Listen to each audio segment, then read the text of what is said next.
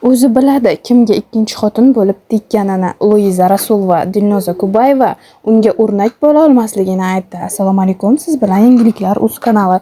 Bizga obuna bo'ling, like bosing va shou biznes xabarlaridan bexabar qolib ketmang. Luiza Rasulova o'zining Instagram sahifasiga jurnalist Sardor Karimov sayyod.com rahbariga murojaat tarzida olingan videoni joylab, unda bir qancha aktrisalar, jumladan Dilnoza Kubayevani keskin tanqid qildi.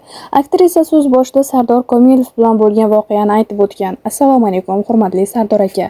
Bu murojaatim sizga to'g'ridan-to'g'ri yetib boradi degan umiddaman. Sizga o'xshab qalam orqasiga berkinib yoki Instagramdan sherlik qilib, ayollar bilan urushib, ismimni hattoki yozmabsiz. Kimga tegishli ekanligi menga yetib keldi. Men sizga to'g'ridan-to'g'ri ismingizni aytib murojaat qilyapman. Ichingizda shuncha dardingiz bor ekan, nima uchun o'sha kuni meni ko'rib shuni aytmadingiz? Nima uchun yuzimga aytmadingiz? Qochib ketdingiz xotinlarga o'xshab. Agar shu nomusimga tegadigan gaplaringizni yuzimga aytganingizda, men tarsaki tushirar edim, solardim aylantirib. Nima uchun aytmadingiz? Erkaksiz-ku, to'g'rimi? Shuningdek, Luiza Rasulova Sardor Komilov unga qiyos qilib ko'rsatgan aktrisalar, jumladan Dilnoza Kubayevani tanqid qilib, ular unga o'rnak bo'la olmasligini ta'kidlagan. Siz nimalar deb tashlabsiz meni? Qanaqadir aktrisalarga qiyoslagansiz?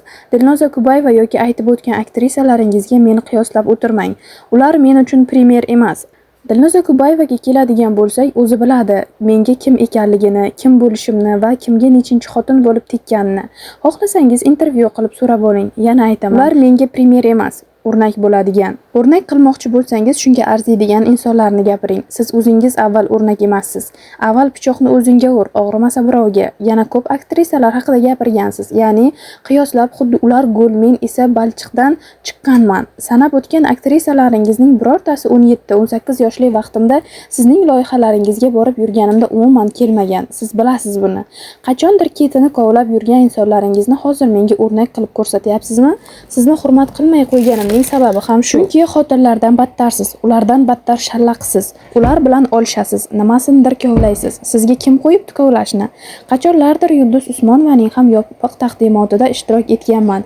Yig'lab men ham dardimni aytganman. O'sha yopiq taqdimotlarni o'tkazib, Yulduz opa yaxshi bo'lib yurgan payti, u bilan yaxshi bo'lib yurgan hamma yaxshi edi. Yulduz opa bilan ham urushdingiz-ku, kovlab kerakmas narsalarni aytdingiz. Vaholanki, o'sha inson jurnalistlar ichida bitta sizni tan olardi.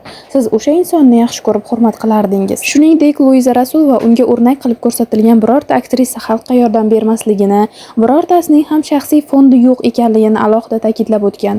Meni fohishaga chiqarib qo'yibsiz. Siz menga qaysidir aktrisalarni o'rnak qilib ko'rsatmang. Xo'p, aytingchi, menga o'rnak qilib ko'rsatgan qaysi bir aktrisalaringizning shaxsiy fondi bor? Qaysi biri odamlarga yordam ko'rsatmoqda? Hammasi o'zining cho'ntagiga uradi.